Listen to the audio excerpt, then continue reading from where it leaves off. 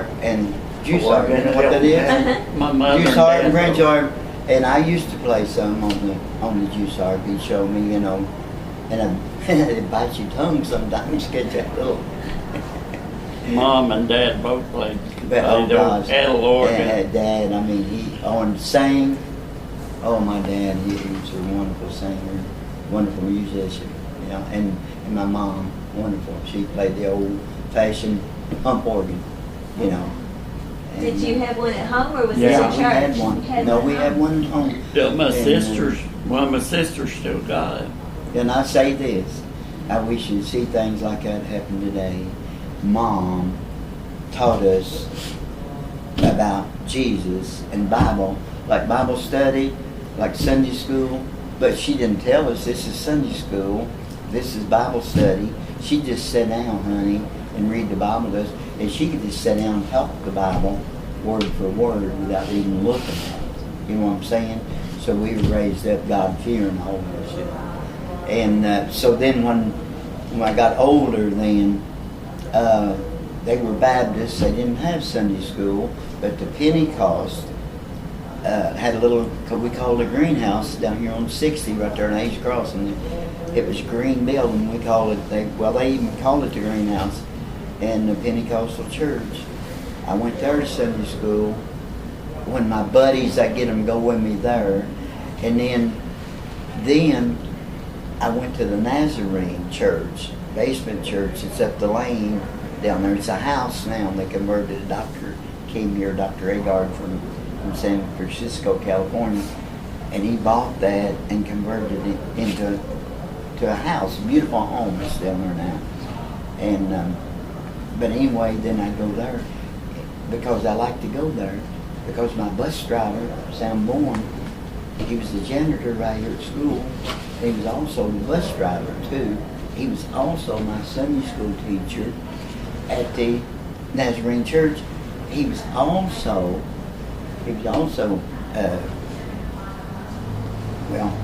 Boy Scout leader. But we met right out here in this gym, and we put a pad down because we didn't want to mess the floor up with, you know, playing and doing tying ropes and things like that. And so I thought there wasn't nothing like sound blowing. And so I'd try to get my buddies to go to Sunday school with me at the Nazarene Church. And then I'd go to church there too, you know, as just a young boy, you know, and so on. So there were all those connections between being at school and being. And so it's what I said. A lot of history here, you know. It just this town. This was a town. Some of them might have already told you that you talked to. They had gas lights here. This was, like I said, he brought a lot of things that people never seen around here from Pennsylvania. Old man Holman had gas lights. He had a man that go around and light them in the evening. He had a man from the brickyard here, and maybe his own, because he had yard men to take care of his place, you know, to mow his yard and work around others that didn't work in the brickyard. They worked direct, you know, for him, taking care of the estate. I was reading in, I have one of those Centennial papers, 1956, when Brown County became they had the Centennial 100 years. Mm-hmm. And I was reading in it yesterday where that they had the article in there talking about Haldeman. And it said on the last line it says Haldeman was the society settlement of Brown County. Oh, it was. Yeah. I heard you had tennis courts. Oh yeah. Oh yeah. Signs is out here, you know. Part of them were that they brought them given to us that they were using for bookshelves. Side, don't bother these tools and things. Yeah. And you had an ice cream parlor. Yeah. By the post office, I heard. And the tennis court was down there where the hospital was. Yes, in the same section. And then there was kind of like a pavilion where people would sit and somebody was playing music, maybe up on the hill or something. People would gather Oh yeah, and it was just something else. And Jason Highhill started the first boys club here. People never heard tell of it. They come from Pennsylvania, you know what I mean. And I never heard tell other than that of a boys club till I went to Muncie, Indiana as a young man. And my son, then when he come along and got old enough, I let him join the boys club, and that reminded me back as a kid at Holloman, Kentucky, at a boys club that most people I'd never heard of, and people around here had never heard of, because how he brought things like that in from being from Pennsylvania, and being a big city, you know what I'm saying? And were you in the boys club? What kinds of things No, did they do? I didn't know. That was for my time, before I was old enough to even, yeah. And this Jason High Heels came with Mr. Holloman. He brought him in here. Yeah. And you said he lived to be They estimate his age to be 110 from what he didn't know how old he was, didn't know what year he was born, but what he could remember, about the Civil War or wherever, and they'd asked him, and he could tell them things about it. And they estimated him to be 110 when he passed away. And the largest funeral Moorhead, Kentucky had ever seen was in Jason High Heels. Do you know about when it was when he died? Kind of. It was in the 50s. I remember what it was, but don't know what. Don't know what year. And he was African American. He was white. Yeah. Yeah. Black. He was Straight. cook for Old Man Hall. Yeah. He was a cook for him. Yeah. Mm-hmm. But then he also started things like the Oh, boys yeah. club. Oh yeah, and- yeah, and took care of that, because he took care of the yards. What I mean, of He the just, like the tennis he court. done the cooking and done like the yard work and all that stuff, housework. Now, was he married? Do you know? Did he have a No, family? He never was married. And honey, any house meeting they had, around in the neighborhood, I don't care if it's miles around, within 8 or 10 mile radius, Jason would be there to church service. And he could sing. And sang, oh gosh, without any music, and everybody loved him. And then he'd go to church meetings too, not only house meetings, but he'd go to church. And I remember being in church services as a kid. Jason, you got a song, he'd raise up, and never forget how straight and tall the man was. See him walking down the old 60, just straight as an arrow. And him that old. Big long legs, big tall man. Looked up to him. The only colored person I don't want to say nothing that I love them. I ain't got nothing to do with that, okay, because I know you're taking video here. But he was the only one I wasn't afraid of. Only black man I wasn't afraid of. Because I trusted him, I guess, and I was just kind of afraid of black people was, in that day and time. There weren't very many black There wasn't very many families in around, right? Holland. Yeah, they had the Hodge family lived Hodges. here. And Yeah. they- And he Joe France lived here in Holman. And Joe France made whiskey, right? Is that, or am I confusing him with somebody else? Well, now they, I just found this out. Someone out there said that Jason High Heels always carried whiskey. No, I don't believe that. Oh, it was High Heel, Mr. High Heels. I don't believe that. He probably had a Bible in his satchel, Okay, so. and they thought he had whiskey in it, maybe. And the France, the Tom France. France, now did he work in the brickyards or what did he do? He worked for Mr. Holland. Yeah. And the Hodge family, they worked in the brickyards too? Yeah. They Yeah. were from Mount Sterling. They were from Sterling They and came Owensville from area. Yeah, the Hodges were. And she did live down here in Moorhead, Joe's wife. But old man Joe was the one. They worked in the Yeah, brickyards. and Joe was born right here in Holman, but he's dead now. Oh, I've got something to tell about that. When Dad and Mom had a set of twins, boy and girl, and Dad worked with Joe the other day, and he went to work the next morning at the twins was born. Old Doc Jarrett delivered. He came to the house and delivered. Anyway, Dad come back to work and told Joe about it, and Lord, they was all the men, was going on about it, kid and Dad and everything. And Dad told Joe, said you take a pair of my overalls home with you, said, and hang them on your head of your bed, said, and you'll have twins. Well, he never done it, but about 9 months later, Joe come in and told Dad, said, you're right. Said, you was right what you told me. About hanging my overalls. Yeah, about hanging them overalls. And I said, I had twin boys last night. Yeah. Was that an old saying, if you hung your overalls? That was Dad's saying. Dad's saying that. Oh, my dad, he was a comical person, He's always he was a big cut up, just like a kid, he was always cutting up, pulling jokes on people, pulling pranks on them, and just like at the brickyard, he was always pulling the pranks, and somebody would come in looking for a job. They didn't have no fence around it this day and time, this early. Later on they did. But people would just walk in there looking for a job. And so they would send them over to another man, say, go see that man over there. He will give you a job. And then that guy would send them somewhere else. They'd run him all over the brickyard, looking for the guy that was going to give him the job. And finally then, maybe they'd tell him, say, son, you'll have to go see the regular man, but they'd have him run all over the brickyard. Dad would tell that and get a kick out of it and laugh about it, how they do it. And it just, wasn't no harm in it, but it was a funny thing to them.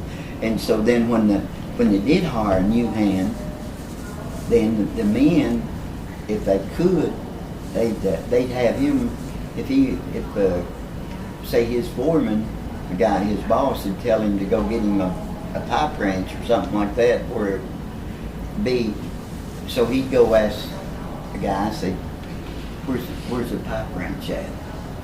And he'd tell him, say, go see that fella over here and tell you. And they'd have him running all over the factory looking for it. And they'd tell him, they'd say it's a left-handed. Now you can't pick up a right-handed pipe wrench. It has to be a left-handed.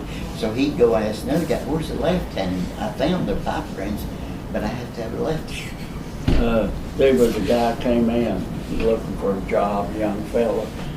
Once I heard Dad tell this, and they told him, said you would take you on, said you take your hat over there, said, and fan that pile of brick. It's hot brick over there. Talking about, this is where the brick was coming out that had got to be dressed. He went over and went to work, took his hat off, and was fanning them brick, and one of the superintendents come out and asked him what he was doing. He said he was fanning them bricks. And he said, who told you to do it? He said, that man over there, I forget who it was. Kaiser, old man Kaiser. Anyway, he said, I asked him how long he'd been doing that, and he told him they took that guy's pay that told him to go over and do it that time and took it away from him for telling that guy that and putting him over there. But I believe Dad said they went ahead and hired the boy. Yeah. Well, it's his. I got to meet his son here a few years old, probably maybe 12 years ago. Old man Kaiser, the guy that done that. My dad always told that story. And after my dad passed away, my dad went on, he's been gone several years now. Did you know I met old man Kaiser? I forget his name. I met his son, was over, we was in church together. Got talking to him. And when I was reminiscing about his dad had worked the brickyard. My dad worked hauling the brickyard. And so I said, got talking to him, I was telling him this little story about this guy coming in and had a big straw hat on, and that looking for a job, and how that some of them sent him over to a different one, and they sent him on to old man Kaiser, but Dad, that's the only name I knew at that time. And said, anyway, he said, yeah, I got a job for you. And like Vernon said, fanning in brick, you know. And so so Torcy Kaiser told me, his son, he said, Lance, you know what? He said, that's a true story too. He said, that was my daddy that put him. Said, because the superintendent come by and asked that fella how long he'd been working. He said, about an hour and a half. He said, come go with me, and said he told me, you come go with me, and took us to the office. And he said he paid him out of petty cash, took an hour and a half wages out of my wages, and said, I'm gonna short you $1.50 or whatever it was, you know, back then. And said, you're gonna pay for that when you get your pay, you'll be shorted for that. And said, you go on back to work, and told that guy, you know, you have to leave, whatever. But he says that later on that guy wanted to work there maybe. Yeah. Well, I'm pretty sure Dad said that. But Wound up hard. But you know, these little stories, we still think about them, you know, honey, and think about Holloman, think about what a fascination it was to me as a kid to come up here, and even in later years, after I went off to Indiana, I'd come, and I always come to Holloman because I went to school here, you know. So you went to school on yeah, I went to the country school on Little Prairie, one room schoolhouse, had two of them, had the little, we called it the little school and the big school, because one of the schoolhouses was a little bigger than the other, and so that first, second, third in. Yeah, the little school, and My then you Little moved Prairie. over on Little Prairie, and they, I was still going there when they tore the little school down, just combined it into the big one, which it ain't very big, it's still our day, and they have church, it's called church. Have you been up this way, Bub, before you turn up here and just go straight on? Not much. Well, there's the steps, there's concrete wall, you know, by Yeah, right up here, by right. the creek, and there's steps that goes up and went across the railroad. Now there used to be a barber shop, Right. shoe shop, Yes. cobbler shop. They call I'm it. telling you, this Shoe is a shop. modern city now. And they also had a beer joint up Yeah. there. Sure did. So it wasn't all Road. bootlegging, there was some, No, there was some legal stuff. It was legal. Mhm. They voted Across in. that railroad track. Now that's not steps where is like the still in- company housing was. The company house is mostly They're on back that here. side. The big wigs is that. That whole hill there's Yeah. covered with them, yeah. Yeah. And Old man Holloman's house is still up there. That's what I just heard. And his servant's house is still there.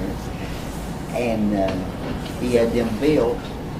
And so So anyway, when he got to serving, he had kids, the guy that worked for him, you know, and that took care of his place. You know what he did?